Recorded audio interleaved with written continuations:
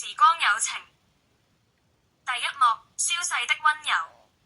窗外飄着雪，薄霧般的白色悄悄染上玻璃窗框邊。林思雨靜靜地坐在輪椅上，腿上蓋着毛氈，手中握着一杯已涼的茶。他的目光穿過窗戶，落在街角那個奔跑的孩子身上。笑聲透過玻璃傳進屋內，那是他熟悉的聲音，兒子小健在笑。那樣天真，那樣快樂，卻不是因為他。梓潼阿姨快追我啊！孩子的聲音飛揚在空氣裏。門被推開，寒氣瞬間灌入，隨即被暖氣驅散。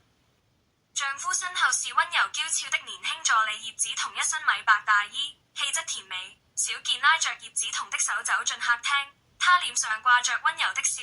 小健緊貼着他，抬頭望着他說：我希望你成為我的媽媽。思雨胸口一緊，連呼吸都頓了幾秒。他下意識地轉過頭，看向那一大一小相擁的背影，喉頭有什麼哽住了，說不出話來。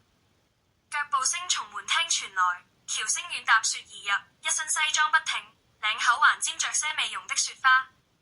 他脫下外套，順手遞給站在一旁的梓潼，冷冷掃了一眼坐在輪椅上的思雨。梓潼接過外套，動作自然得像是習慣已久。他走到思雨身側，俯身貼近他的耳畔，語氣輕得幾乎聽不清。梓潼冷冷地掃了思雨一眼，嘴角含着笑意：你做不了什麼，就別難為你。短短一句話，如刀般割裂空氣，也割斷了他心中僅存的溫度。思雨沒有反駁，只垂下眼簾，像是早已習慣這樣的語氣。他知道自己早已不是那個能與星遠並肩而行的女人，在他的眼中，他不過是一個無聲無力的影子。孩子歡笑着，男人冷漠地走過思雨。梓潼腳步隨着星遠和孩子進了大廳，他依然坐在那裡，像棵被冰雪封住聲音的樹，靜默不動。茶涼了，心也冷了。他想起18歲那年，忠誠乾淨的喬星遠滿眼裡只有他，一句我會永遠守着你，在冬日陽光下許下諾言。如今相愛相知10年，從校服到婚紗8年的婚姻，那些話語早已被時間風化，連影子都不剩了。第二幕 ICQ 的另一端的告白。整座城市都沉入夜深的白雪中。思雨推動輪椅回到房間，雙腿披着氈子坐在書桌前，手指緩慢地劃過舊電腦泛黃的鍵盤。這台電腦是他年輕時留下的，裡面存着他與喬星遠曾經的甜蜜對話。那時的他還是個為他摘星追月的少年。他點開了許久未登入的 ICQ， 一串熟悉的綠色小花跳動着，像是青春還未結束的證明。就在他打算關掉那已久無人問津的對話框時，螢幕忽然一閃，信息來自遠遠。思雨，我愛你，一生一世。他的心猛地一跳，這是誰？怎麼可能？他顫抖着手回覆：你是誰？遠遠回答：我是星遠。思雨怔住，望着對話框那行跳動的字，仿如身處夢境。這是什麼？惡作劇？他回覆了幾句測試性質的話，對方卻精準答出他與年輕星遠的約定，他最喜歡的冰淇淋口味，還有那年夏天他送他的第一本筆記小說，書角的折痕仍留在記憶中。他開始相信，這不是惡作劇，而是命運的破口。思雨打出信息：如果你真心愛思雨，請你離開他。遠遠問：你是誰？你憑什麼要我離開思雨？思雨回覆：我是20年後的思雨。你對思雨的愛，也許只存在於你們年少的時光裡，那份純粹的喜歡，沒能走到最後。星遠的手指在鍵盤上迅速跳動，不是那樣的。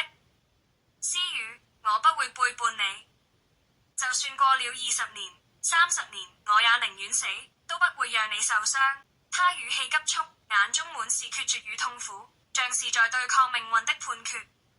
思雨那邊沉默了一會兒，接着又跳出一行文字：明天我要讓你知道我有多愛你。是18歲的喬星遠，愛得像烈火。他的眼裡只有思雨，世界其餘部分全都可以燃燒殆盡。他不懂得妥協，也不願後退，哪怕粉身碎骨，也要替他擋住風雨。那時候的他，眼神乾淨，心意真誠，熱得像火焰。他會站在烈日當空，在打工餐館門外派傳單，汗流浹背，眼神卻堅定。他知道自己什麼也給不起私語，但他可以努力工作賺錢。他會打3份工，白天送外賣，晚上洗碗，凌晨還去加油站輪夜班。那時的星遠家境不富裕，一邊工作一邊讀書，省吃儉用，也要買一隻熱騰騰的炸雞腿給思雨。他知道他喜歡吃那家巷口攤子的雞腿，皮脆肉嫩，剛炸起來香氣撲鼻。他常常自己餓着肚子，把零錢湊一湊，只為在下課時遞到他手中那一袋紙包炸雞。給你，還熱的。他笑着，眼睛彎成月牙。他會為我們有更好的生活，會站在書店門外，冷風裏穿着那件洗得發白的舊外套，膝蓋在冰冷中抖震着。他低着頭，拿着求職信攔住準備鎖門的店主，紅着眼眶，聲音低卻篤定：求你了，給我一個機會，我不怕苦，不怕累，只要能留下來，我想為他做點什麼。他盯着那行熟悉的字，他用手指輕觸熒幕，彷彿想透過那冰冷的玻璃，再觸碰一次那已遠去的溫度。淚水悄然滑落，沒聲沒息地落在鍵盤上。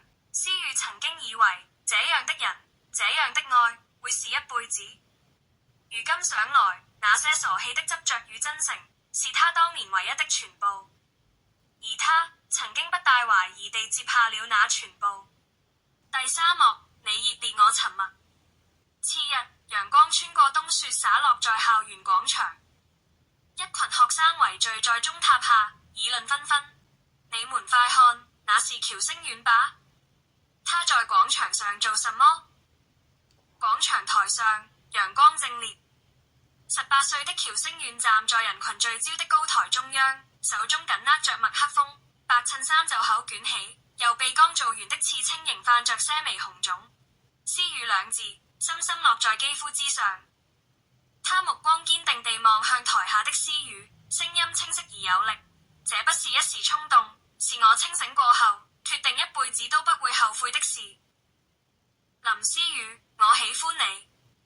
從認識你的那一天起，我的人生就只想跟你一起走下去。林思雨，我愛你。這一輩子，下輩子，我都要你。他舉起右臂，讓所有人都能看見那新聞的刺青。這是我對你、對自己的承諾，也是我未來的起點。無論未來會怎樣，無論世界怎麼變，我喬星遠一生只屬於你。全場靜默，陽光灼人，風都停了。林思雨站在人群前方，目光直視台上的喬星遠，眼神複雜得像藏着一場風暴。他沒有說話，也沒有笑，只是靜靜地望着他，眼神從那鋼刺上的名字掠過，落回他熾熱無畏的臉龐。四目相接，時間仿佛拉長到無限。他抬起手，理了理耳邊的髮絲，輕輕點頭，不是答應，也不是拒絕，只像在確認。他聽見了。然後他轉身離開，步伐不快，卻不曾回頭。那一刻，喬星遠明白，他什麼都知道，卻什麼都沒有說。而這份沉默，比任何一句我也愛你或對不起都更深刻。他像雪埋在心底，溶得極慢，卻從此再也忘不了。第4幕，雪夜的冷酷。雪夜裏，喬星遠開車載思雨和小健回家，途中接到女助手梓潼打來的電話：星遠，我媽最近病情不太穩，我剛帶她出院。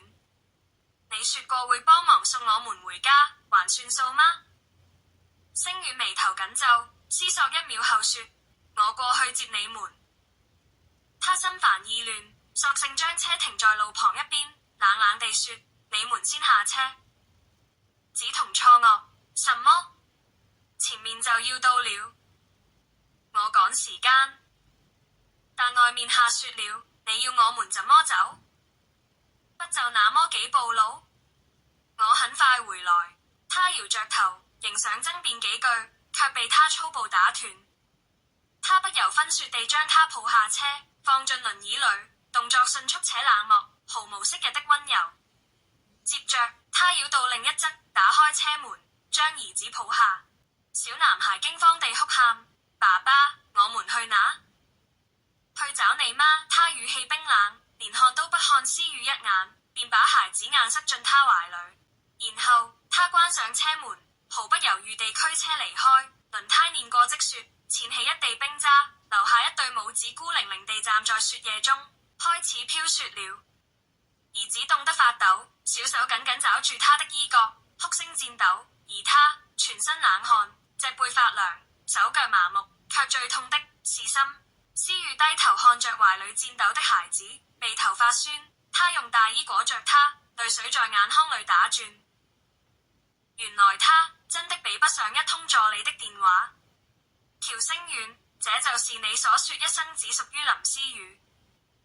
風雪傍晚，他用盡全身的力氣推動着輪胎，輪胎在積雪中卡頓，雙手早已擦破，血跡斑斑地沾滿輪圈。他不敢停，孩子在他懷裏顫抖哭泣，小小的身體縮成一團，臉貼着他濕冷的胸口。媽媽冷，媽媽好冷。兒子的聲音啞啞的，像是風中細雨，讓他心如刀絞。他咬緊牙關，一下一下推動着輪椅，身體早已虛弱不堪，每推一下都是撕裂般的痛。但他不能倒，他是母親，他還有兒子。就在他快要撐不住的時候，一道燈光從不遠處照來，有人開門探出頭，驚呼一聲：天啊，是思雨！鄰居黃太太急急跑過來，連忙扶住他和孩子。你這是怎麼回事？怎麼穿這樣就出來了？孩子都發燒了。思雨什麼都說不出口，只是搖頭，嘴唇顫抖。黃太太將孩子從他懷中抱起，快快快，我送你回家，順便煮點熱水，幫你們暖一暖。黃太太的丈夫和兒子緊隨其後，一人扶住輪椅把手，另一人俯身抬起前輪，小心翼翼地將思雨從雪地裏抬上行人道。幾分鐘後，他們一起回到思雨的家。思雨顫抖地打開燈，把兒子安置在沙發上，趕緊從房間裏翻出那件厚重的棉被，小心地把他緊緊包裹起來。小健，媽媽在這裏，馬上就好。他低聲呢喃，一邊替孩子檢查額頭，燙得讓他心頭更慌。黃太太動作利落，幫孩子貼上退燒貼，又倒了杯溫水，為他喝下退燒藥。他轉身把藥袋遞給思雨，柔聲說：今晚多觀察，如果燒退不下來，就要送去急診。思雨眼中泛淚，連連點頭。黃太太拍拍他的肩膀：你是個好媽媽，別怕，有什麼事就過來找我，反正不遠。思雨輕聲道：謝謝，麻煩你了。他從沒想過有一天自己會連一句我也懶都不敢說。黃太太雖然心痛，但說完，她沒有再多留，輕聲關門離開。